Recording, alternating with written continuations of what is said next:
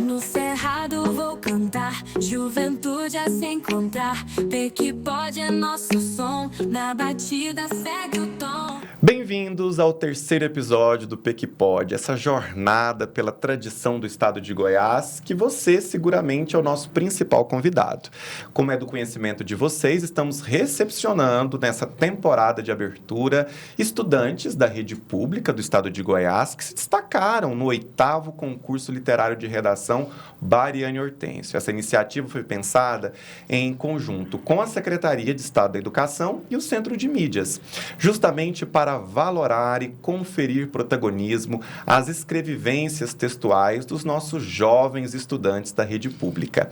E para isso, estou aqui com estudantes de distintas regionais do estado, onde cada uma, à sua maneira, escreveu, produziu textos dissertativos argumentativos sobre perspectivas intertextuais a partir da obra de Bariane Hortêncio. O episódio de hoje, nós vamos embarcar em uma jornada fascinante pelo imaginário popular, explorando as lendas e mitos que habitam o coração do nosso querido Cerrado goiano. No episódio anterior, mergulhamos nas raízes da cultura goiana, celebrando a riqueza de nossas tradições. Agora, o nosso desafio é desvendar o folclore, que faz parte da alma do nosso povo, repleto de mistérios, criaturas encantadas e histórias que atravessam gerações. O Cerrado não é apenas um bioma rico em biodiversidade, mas também um cenário fértil para histórias que encantam e muitas vezes assustam. Por que não? Desde os tempos antigos, as lendas do Cerrado são cantadas ao pé da fogueira, nos terreiros e nos lares goianos, mantendo viva a conexão com o mistério da terra e do além. Essas narrativas nos ajudam a entender mais sobre o nosso passado e a forma como os nossos antepassados enxergavam o mundo ao seu redor. Neste episódio, vamos compartilhar algumas das lendas mais emblemáticas do folclore goiano, como a mula sem cabeça, o saci e o lobisomem, entre outras figuras enigmáticas que fazem parte do nosso imaginário. Vamos explorar como essas histórias moldaram a cultura local e continuam a inspirar gerações e gerações, passando de avós para netos, de pais para filhos, mantendo acesa a chama do nosso folclore. Então, prepare-se para essa aventura pelo desconhecido e descobrir os segredos das lendas do Cerrado. O PEC Pod está no ar. E hoje vamos desvendar o folclore que pulsa no coração do Goiás. Apertem os cintos e deixem a imaginação voar. E para começar esse bate-papo super descontraído, espontâneo, eu já quero convidar a nossa primeira estudante, a Ana Júlia de Freitas Ferreira, ela que é da CRE Quirinópolis e foi orientada pela professora Andréia Cristina da Silva. Ana Júlia, bom dia. Bom muito dia. bom tê-la aqui conosco. Nos fale um pouquinho sobre o seu processo criativo, como foi escrever o texto do concurso, de que maneira que essas temáticas do folclore, das manifestações artísticas do estado de Goiás fizeram presente na sua produção. Foi muito bom, não foi um tema muito difícil de abordar, porque já estudava há muito tempo, né? Sim. Então foi um tema muito fácil. Muito fácil não foi, né? Mas foi Desafiador, tranquilo. né? Não foi uma coisa que eu fiquei muito aflita em fazer. Uhum. Então foi muito tranquilo para fazer. E de que maneira que o seu texto trouxe essas reflexões sobre folclore, sobre cultura? Você conseguiu encontrar esses temas na própria obra do Bariane? Ou você teve que recorrer a outros autores? Conta para nós um pouquinho sobre esse processo onde você seleciona suas referências para produzir o seu texto. Foi tranquilo, porque a professora já tinha passado muitas Referências, atividades, uhum. muitos textos motivadores sobre o Bariane. Então foi tranquilo de achar, assim, de encontrar.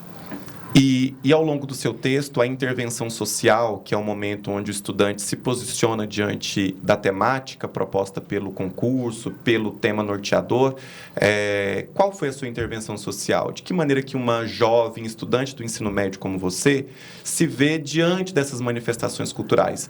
que, lamentavelmente, não é a realidade da grande maioria dos jovens, né? Os jovens não se preocupam com a tradição, não se preocupam com as manifestações artísticas.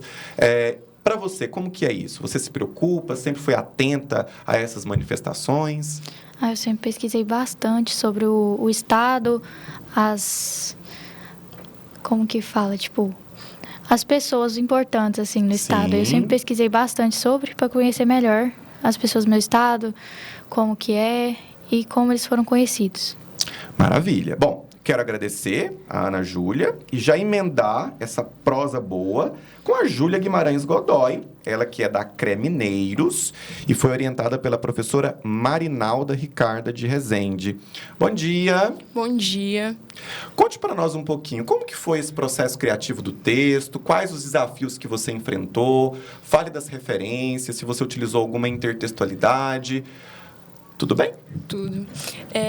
Eu acredito que a arte em si, ela é um dom muito bom que Deus nos deu de expressar, seja os nossos sentimentos, Sim. as nossas expectativas, as nossas vivências do dia a dia. E, assim, eu recorri à Cartilha do Folclore Brasileiro, de Perfeito. Bariani, que é uma coletânea que abrange praticamente todo o folclore. Sim. E eu busquei, assim, ressaltar e valorizar, de fato, a nossa cultura, que ela é uma cultura muito vasta e rica, que precisa bem ser valorizada. E eu busquei realmente isso na obra, porque hoje a gente vive algo que a gente... É um déficit em não valorizar a nossa cultura, certo? Sim. Então, eu procurei isso na obra. Interessante você citar a Cartilha do Folclore, porque ela é uma obra que, de fato, aglutina várias manifestações tradicionais, é tida por muitos especialistas teóricos na obra do Bariani Justamente. como sendo a obra-prima, realmente é a grande herança que ele posterga para o estado de Goiás, justamente por compreender que essas manifestações, uma vez que elas acontecem em um território específico, né, e para nós é algo tão próximo, né? Folia dos Reis, catira, esses cânticos religiosos que muitas vezes comovem romarias, é algo realmente muito peculiar e específico da nossa terra, né? Maravilha. Justo. Bom, e como vocês podem perceber, o nosso bate-papo está cheio de contribuições enriquecedoras e eu já quero ouvir a Gabriele Gregória Moreira Mercado, da CRE Piranhas. Ela que foi orientada pela professora Ana Angélica Lourenço de Souza. Bom dia, Gabriele. Bom dia. E para você, como que foi o desafio de conhecer Bariani Hortêncio, ler as obras dele em sala de aula? Foi a sua primeira experiência com esse escritor? Você já tinha lido em outras séries? Foi algo desafiador para você também? Foi. Na verdade, eu não conhecia antes, né? Antes do concurso. Ano passado começou, né? No ensino médio, eles colocaram na escola, apresentaram o Bariani Hortêncio, esse concurso lá na escola. E aí a professora, ela apresentou documentários, apresentou as obras também.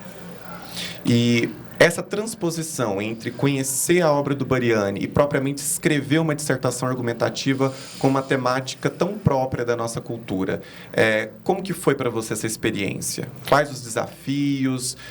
Você teve que reescrever muito texto? Foram muitos atendimentos com a sua professora para chegar no arremate das questões que são próprias a essa produção?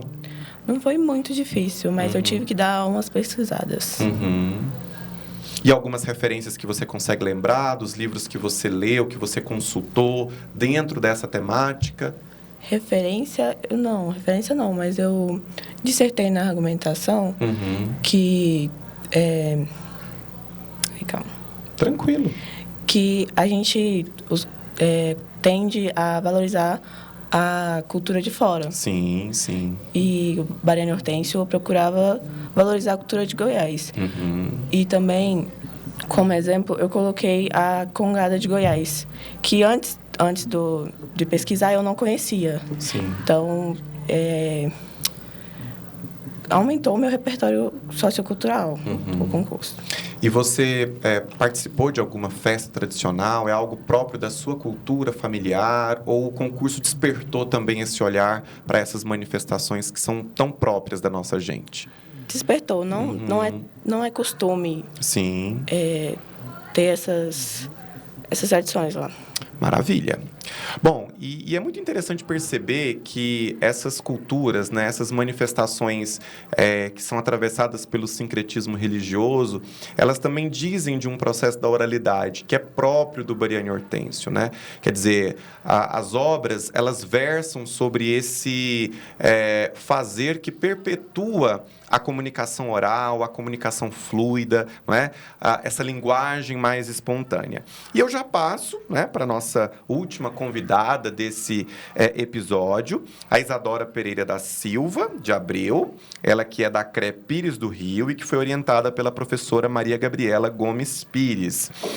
Isadora, fale um pouquinho para nós, né, diante de tudo que você ouviu das outras colegas, o seu texto, ele sintetiza essas manifestações culturais a partir desse sincretismo religioso ou você foi em outra perspectiva? Bom dia. Bom dia. Eu falei em relação ao preconceito linguístico, que apesar da cultura de massa, como ensina Bose, estar sobressaindo na sociedade nos últimos anos em decorrência da capital, em decorrência da nossa ânsia capital, o folclore tem persistido nos pequenos grupos regionais, garantindo que as nossas identidades manifestadas no nosso vocabulário, culinária, músicas e narrativas como a do nosso celebre Bariani, façam-se presentes. Daí a necessidade de garantirmos que essa cultura ainda resista, especialmente nas escolas. E é tão interessante porque é justamente na escola onde ocorre esse espaço de pluralidade linguística, Sim, não é? com Porque certeza. é quando você tem contato com estudantes que muitas vezes vêm de outras partes do estado, né? É muito curioso isso, e nós comentamos em episódios anteriores que muitas vezes o R nos define, né? Esse famigerado R retroflexo, que é esse R mais arrastado e que muitas vezes ele fica ali muito presente. Mas existem outros falares próprios do estado de Goiás. Nós comentamos ainda sobre a questão das culturas indígenas que estão presentes no nosso dialeto, né? E eu te pergunto, Isadora, como que a escola pode, de certa forma, trazer essa pluralidade linguística para a sala de aula? Você vivencia isso no CPMG? Como que é a realidade? Os léxicos regionais é a nossa identidade e muitas das vezes, principalmente em salas de aulas que a gente usa o português padrão, eles são considerados errados. Sim. Mas, na verdade, não é. Eu até citei na minha redação que nós poderíamos incluir nas escolas o dicionário que o Bariani mesmo criou, para trazer uma pluralidade tanto dos léxicos regionais e também para o conhecimento das outras pessoas. Sem dúvida. E pensar que a biblioteca, muitas vezes, é esse espaço onde aglutina esse acervo historiográfico, né? Um dos desafios que é proposto para nós, enquanto comissão organizadora do concurso, é promover esse letramento literário goiano, levar obras de escritores goianos para as bibliotecas, para que os nossos estudantes tenham acesso a essa fortuna literária e possam difundir esses saberes com muita propriedade e fazer com que isso seja algo muito próximo das realidades com as quais eles lidam, né, cotidianamente. Eu já quero agradecer a presença ilustre das nossas convidadas, que vocês perceberam aqui, trazendo, compartilhando saberes, né? Esse episódio procurou justamente promover, suscitar reflexões que instiguem sobre o modo de vida, o ser goiano, os costumes e, claro, despertar a nossa goianidade. E a temporada ainda não acabou. Vem aí mais episódio. Fica coladinho na gente. De Goiás vem a raiz, energia que nos diz que pode, chegou pra ficar. Vem com a gente se juntar. Eita que pode, Não para, nossa vibe tá na área. escuta aí, pode crer. Todo dia vai nascer.